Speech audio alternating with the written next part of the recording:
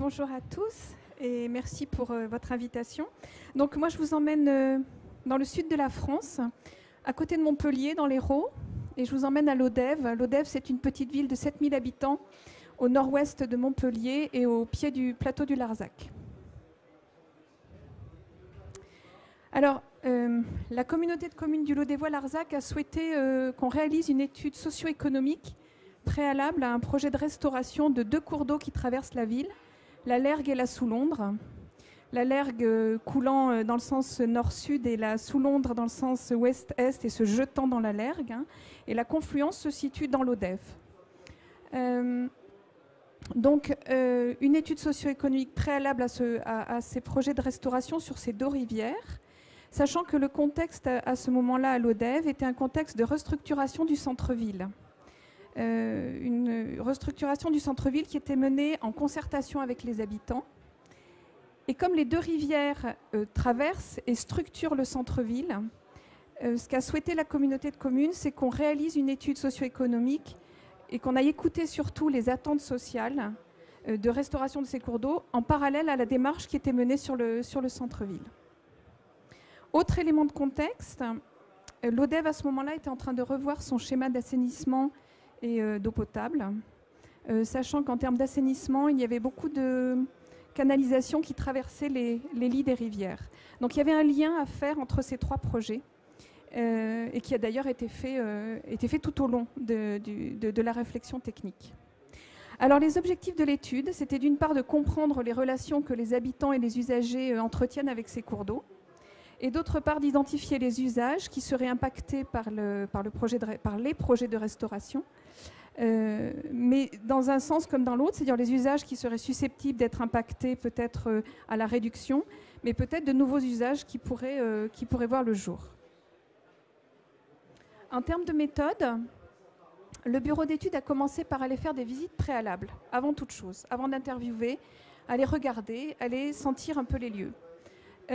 À cette occasion-là, ils ont constaté plusieurs choses. Déjà que c'était des cours d'eau qui étaient beaucoup investis par les habitants. Beaucoup de personnes se promenaient le long des berges.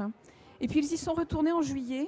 Au mois de juillet, à l'Odève, il y a le festival Les Voix de la Méditerranée. Enfin, il y avait, puisqu'il a été un peu modifié. Mais à cette époque-là, il y avait le festival Les Voix de la Méditerranée. Et c'est un festival où on lit de la poésie avec les pieds dans l'eau. Précisément les pieds dans la Soulondre. C'est-à-dire les gens sont assis sur les berges ou même dans le lit du cours d'eau sur des chaises avec les pieds dans l'eau et écoutent de la poésie. Donc ça, c'est une première approche par le bureau d'études, c'est d'aller sentir les lieux et sentir comment cette rivière déjà, comment ces 2 rivières déjà vivaient dans le territoire et étaient appropriées par les habitants. Ensuite, il y a une série d'entretiens avec ce qu'on appelle les informateurs privilégiés, donc les élus et techniciens de la communauté du Lodévois-Larzac. Et les partenaires directs du projet, c'est-à-dire le syndicat de l'Hérault, et puis la DDT, enfin bon, les partenaires locaux. Et ensuite, des entretiens avec les acteurs économiques. Alors les acteurs économiques, cela englobait des micro-centraliers, puisqu'en amont, sur la Lergue, il y a des micro-centrales. Cela englobait également les pêcheurs, mais aussi les acteurs du tourisme, les hôtels, restaurants au centre-ville de l'Odève, et les quelques commerçants.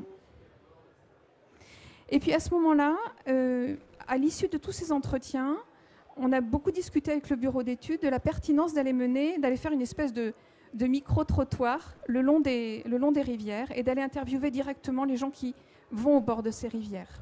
Et donc là, il y a eu 4 jours d'enquête à 4 enquêteurs avec un questionnaire commun à tous et qui sont allés interviewer les gens qui se promenaient le long des rivières. Au total, 170 entretiens ont été menés. Alors, j'ai essayé de mettre la carte qu'ils nous ont restituée. Je ne sais pas si elle est très lisible, mais l'esprit, c'est de dire, à partir de ces entretiens, plusieurs choses ont été produites, plusieurs résultats, en fait, ont été produits à l'issue de cette étude.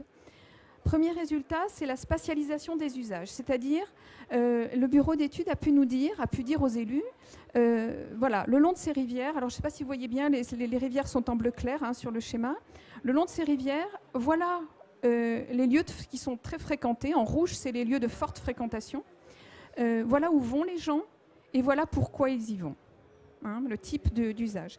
Et là, ce qui est eu d'intéressant sur cette étude et que je voulais partager avec vous, c'est la notion que le bureau d'études a appelée la notion d'usage discret. C'est-à-dire qu'il y a beaucoup d'usages qu'on va étudier dans le cadre d'études économiques, mais ceux-là, on ne les étudie pas forcément. Et ces usages discrets, c'est quoi? C'est aller se promener le long de la rivière, c'est aller pique-niquer, c'est aller lire un livre au bord de la rivière, c'est aller tout simplement se trouver dans un milieu calme et naturel, mais c'est aussi aller fumer sa cigarette, aller faire pisser son chien. Voilà, c'est tous ces usages-là qui finalement ont été repérés par les bureaux d'études et qui ont été mis en évidence pour les élus et pour y compris pour le bureau d'études techniques.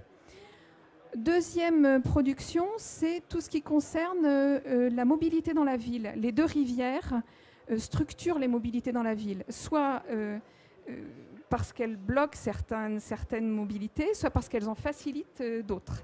Donc mobilité sur les berges, qui sont facilitées par les cours d'eau, mais aussi parfois des accès qui sont interdits. Et alors ce qui a eu d'intéressant et ce qui a été mis en évidence aussi par le bureau d'études, c'est le fait que certaines traversées pourraient être intéressantes. Par exemple, en juillet-août, on voit des habitants de l'Odève enlever leurs chaussures et traverser les rivières à gué à certains endroits, et systématiquement à ces endroits-là. Donc ça a permis de mettre en évidence des points éventuellement de traversée à explorer éventuellement. Autre résultat, ce sont les univers de perception. Donc là, ce sont des sorties directes des entretiens qui ont été menés le long des cours d'eau. Et l'idée, ça a été de mettre en avant quels étaient les univers de perception donc de ces habitants et de ces riverains. On fait l'hypothèse que c'est des univers qu'on pourrait retrouver sur d'autres rivières. Peut-être certains, peut-être pas tous, peut-être qu'il en existe d'autres. Mais en tout cas, ceux-là ont été mis en évidence. Ça serait d'ailleurs intéressant de faire le lien avec les mondes qu'a évoqué Jean-Baptiste Narcy tout à l'heure. Alors, on trouve l'univers saleté-propreté. Je vais commencer par celui-là parce que c'est celui qui était souvent évoqué en premier lieu dans les entretiens.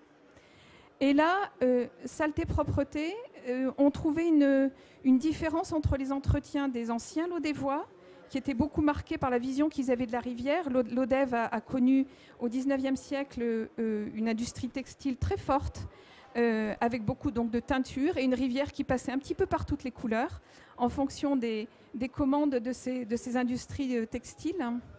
Et par opposition, les néo-habitants de l'Odève qui, eux, sont peut-être plus à même d'aller se promener au bord de la rivière et moins en sensibilité sur les questions de propreté et de saleté. Ensuite, un univers de naturalité, où là, clairement, on est sur un centre-ville, donc les gens vont chercher de la nature. C'est aussi un jardin pour ceux qui n'en ont pas. Univers de sociabilité. Alors, ce qui a été observé, c'est une sociabilité restreinte. Les gens y vont plutôt à 2 ou 3, pas en grand groupe. Et donc, les gens vont plutôt chercher du calme et des lieux d'échange et de tranquillité. Mobilité, je l'ai évoqué, avec la question de traverser dans la ville, mais également dans cet univers-là, les questions d'accès à la rivière.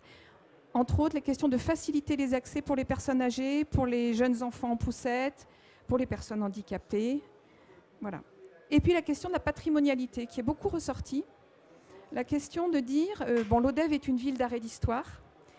Et là, ce qui était évoqué par les personnes interviewées, c'est les rivières font aussi partie de notre patrimoine, font partie de la ville, la structure, et il est intéressant de les considérer comme étant du patrimoine, comme faisant partie de notre patrimoine. Alors, tout ce que je viens de vous présenter, les cartes, les univers de perception, ont ensuite été mis en discussion dans un atelier participatif. Dans cet atelier, on a eu des riverains, des habitants, des usagers, des élus, des techniciens de la communauté de communes. Et l'idée, c'était, je ne sais pas si vous le voyez bien, sur des fonds de cartes vierges, d'aller positionner les différents usages qui avaient été repérés par le bureau d'études et de voir dans le cadre du projet de restauration comment ces usages pourraient être facilités, éventuellement être étendus et repérer les zones où on avait éventuellement des conflits d'usage, voir comment on pourrait gérer ces conflits d'usage. Voilà, donc en conclusion, et ça rejoint un peu tout ce qui a été dit dans les témoignages précédents, ce type de projet, c'est une démarche socio-technique, c'est-à-dire une démarche qui allie une réflexion technique et une démarche avec les acteurs du territoire, Alors, dans un guide qu'on vient juste de publier, le guide sur les espaces de bon fonctionnement, j'ai repris le schéma, hein, parce qu'on a mis un schéma, intégré un schéma dans ce guide qui explique justement cette démarche sociotechnique. À chacune des étapes, réflexion préalable, diagnostic et scénario, et travail sur les scénarios, on retrouve finalement un parallèle entre une réflexion technique et une réflexion avec les acteurs du territoire. Et puis il y a des points de rencontre. Lors de la réflexion préalable, on va repérer les acteurs à associer au projet, les acteurs concernés, les acteurs intéressés qu'évoquait Jean-Baptiste Narcy. Lors de la phase de diagnostic, on va aller écouter les acteurs, c'est-à-dire qu'on va porter un diagnostic technique, mais aussi un diagnostic social, hein, c'est ce qu'on a fait sur l'ODEV. Et on a un point de rencontre qui est le partage du diagnostic, c'est-à-dire qu'on va partager le diagnostic technique et social, voire économique. Ensuite, dans le travail sur les scénarios, on va également associer les acteurs. Donc on voit bien que c'est une démarche qui allie une réflexion technique et sociale avec des points de rencontre à plusieurs étapes du projet. Je vous remercie.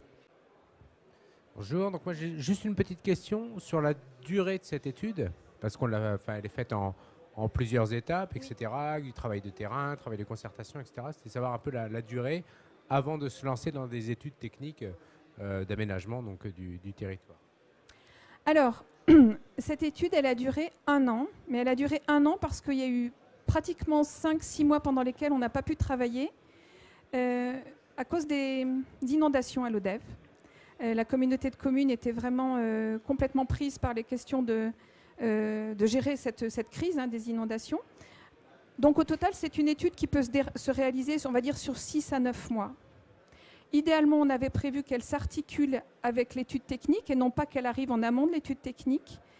Mais les marchés publics sont passés par là et ont fait que l'étude technique a été un petit peu décalée par rapport à cette étude-là. Voilà. Justement, vous avez commencé à parler des inondations. Effectivement, l'ODEV est placé au contrefort du Massif central et à confluence de 2 cours d'eau. Justement, votre étude n'a pas tenu compte des risques d'inondation? Si, bien sûr. L'étude technique, d'ailleurs, tient compte de cela. Il faut dire que la crue qui a eu lieu en septembre 2015, il se trouve que le bureau d'études sociales qui travaillait sur l'étude sociale était là à ce moment-là. Donc pendant 2 jours, ils ont interviewé, 2 jours avant la crue, ils ont interviewé les gens et je vous ai restitué ce qu'ils avaient recueilli à ce moment-là. Et puis il y a eu la crue. Et ensuite, ils sont allés interviewer les personnes. Et là, ce qu'ils ont entendu en termes de perception, c'est que les Lodévois vivent avec ça. C'est-à-dire ils connaissent leurs rivières, ils savent que ce sont des rivières cévenoles, et ils vivent avec ça, ils savent que ce sont des rivières qui ont des crues régulières. Autre chose, c'est que les inondations qui ont eu lieu à ce moment-là, c'était des inondations liées au ruissellement, au problème de ruissellement, et non pas des inondations liées à la crue elle-même. C'est-à-dire que la crue, elle a très bien été encaissée par les berges et finalement par les berges à ce moment-là. C'était plutôt des problèmes de ruissellement. Mais tout ça, bien sûr, va être pris en compte dans l'étude